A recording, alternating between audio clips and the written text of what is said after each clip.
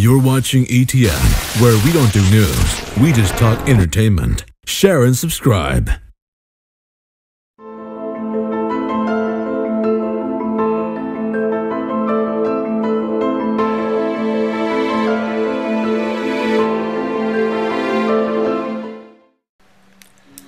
Hey guys, welcome to Entertainment Talk Nation. This is Rob, and in this video we're going to do our very first movie review for the thriller and horror series. Many of you voted for this some time ago, and now here it is finally here. And for our first movie in this series, we're going to review Hellraiser, which to me is one of the best classic horror movies in my opinion. During a time when Freddy and Jason were on the minds of teens, Hellraiser targeted a slightly older audience, with most of the movie involving a love triangle and an independent daughter trying to find her way while maintaining a respectable relationship with her father's second wife. The film revolves around a mysterious box which is promised to bring pleasures to the ones who solve the puzzle. Frank, played by Sean Chapman, purchases this box and discovers those pleasures, much to his demise.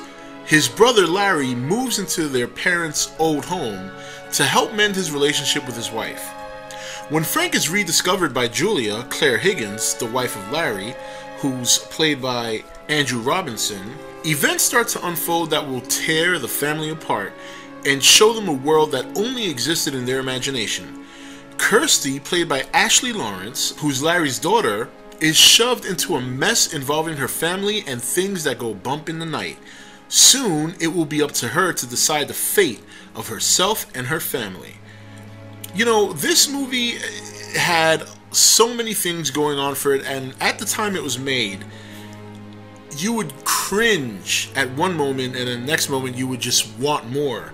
One of the highlights of the film is when Frank makes his way back, and you see him rising out, and it's such a gooey, yucky scene, but at the same time you can't take your eyes off of it because it's something that at that time had probably never been done before. So that's definitely one of the highlights of the film for me, was Frank coming back into the fold. The other highlight for me is the Cenobites. The Cenobites were just so eerie looking, and the costume design was so good and so well done that I look at it today and it's like it has not aged. Those costumes can still work today. In terms of director Clive Barker, he did a good job presenting a balance of thrills and gore. You knew the Cenobites could torture you and flay you, but it is not overdone and in a crazy way would make you want to see it more. Excellent balance of darkness and gloom when needed and normal everyday life when it was needed. Even with the two different looks, the overall feel of the movie was the fear of either what was around the corner or what could happen to anyone who were in the clutches of the Cenobites. By today's standards, the script may not be groundbreaking, but at the time it was made, it was rather original. I think Clive Barker and his team give you an idea of what hell might be like, and it may be worse than even you could imagine. While Jason was chasing you through the forest, and Freddy was invading your nightmares, Pinhead and the Cenobites lurked in the shadows, waiting for someone to switch on the box. When that person did, there was no escape, there was no mercy, there was no getting out of the dream, and there was no escape in the forest. Christopher Young, who did the score of the movie, set the tone very well, with the theme of the opening credits alone, which you can actually hear in the background right now. Throughout the movie, his music remains consistent, setting the tone of the horror and the thrills. That tone's so strong that even during the moments where the movie is completely silent can send chills down your spine. And as I said before, the Cenobites were just so beautiful in a very morbid and twisted kind of way. And the other characters looked like they were supposed to look in the 80s. Big hair, not so great clothes, at least by today's standards, but at the same time still very, very fitting for the characters. You know, the movie's not perfect, and it does have some of its flaws. It does have some cliches like most movies do, and Larry's character was a bit too naive for my taste. I mean, it got to the point where you can tell it was forced to move the plot along that he was so naive.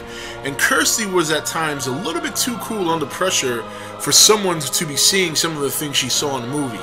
But overall, these things do not detract from the overall experience. I still think that the movie definitely delivers on many different levels, on many different things when it comes to scares, chills, thrills, and of course, gore. Hellraiser will scare you, make you cringe, probably make you even peek out of one eye, but you will want to see what happens because they do such a good job of hiding things that you will thirst for the dread and the blood, and when you finally do see it, you will feel both pleasure and unsettlement at the same time. It will be the best conflicted feelings you've ever felt. This is why Rob here at E.T.N gives Hellraiser an 8 out of 10. This is Rob signing off for E.T.N, where we don't do news, we just talk entertainment. Take it easy. Thank you for watching E.T.N. Don't forget to subscribe and join the Nation Facebook page.